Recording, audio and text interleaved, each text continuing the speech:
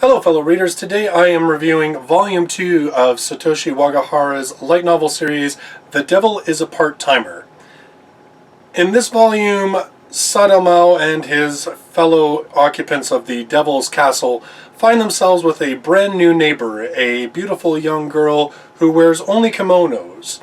She's pretty mysterious, but to add on to that mystery, Emmy, the hero from Enta Isla, is attacked by a scythe-wielding maniac. And then add on to that the new pressure that Sadao finds himself with, being the new assistant manager at McDonald's and having to make sure that he doesn't lose customers to the brand new Kentucky Fried Chicken that's opened across the street. Now, The Devil is a Part-Timer Volume 2 gives us a lot more of, I think, what really worked well in the first book, which is the interactions between the characters. The great thing about these characters is that they all have sort of these antagonistic, dysfunctional relationships with one another, even though they've sort of established this odd truce and almost borderline friendship.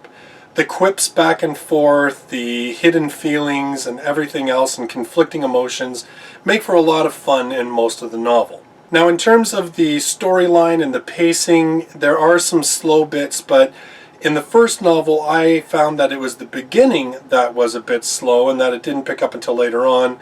This one I thought the pacing was a little bit better. There's just some slow bits throughout the novel as opposed to sort of one long drawn out passage that makes you want to put the book down. The only thing that I kind of hesitate about this series is that, again, we sort of have a villain of the week or a monster of the week type setup. And it's a very similar type of thing to what we had in book 1.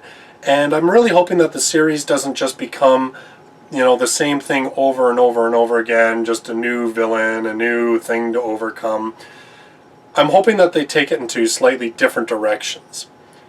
The one thing that's mentioned in this book really briefly as sort of a one-off is when Chi, who is the human girl who's in love with Mao, when she states to Emmy, "Did you ever know the Demon King before you attacked him?" So, in other words, she starts questioning, do you actually have evidence that the Demon King was truly as evil as you think? And that he was actually as responsible for the evil deeds of his lieutenants as you think he is? And I thought that was kind of an interesting thing, particularly when we're seeing that Mao himself is not really all that evil. Even his opinions about how he's going to, quote-unquote, conquer our world are borderline benevolent in a way. So I'm hoping that's taken a look at a little bit, because I think it would be a very interesting story. In my last review I said, I almost wish that Mao was more of an anti-hero, a little bit more evil as opposed to the sort of good, decent guy that he's presented as. But this sort of flips that on its head, and it's like, well, what if he's always been a decent guy, but for whatever reason had to hide that or act like he wasn't in the demon realm? And so I think that could be an interesting thing as well. We'll see what happens in future volumes. In the meantime, if you liked Volume 1, I think you'll actually like this volume a little bit more.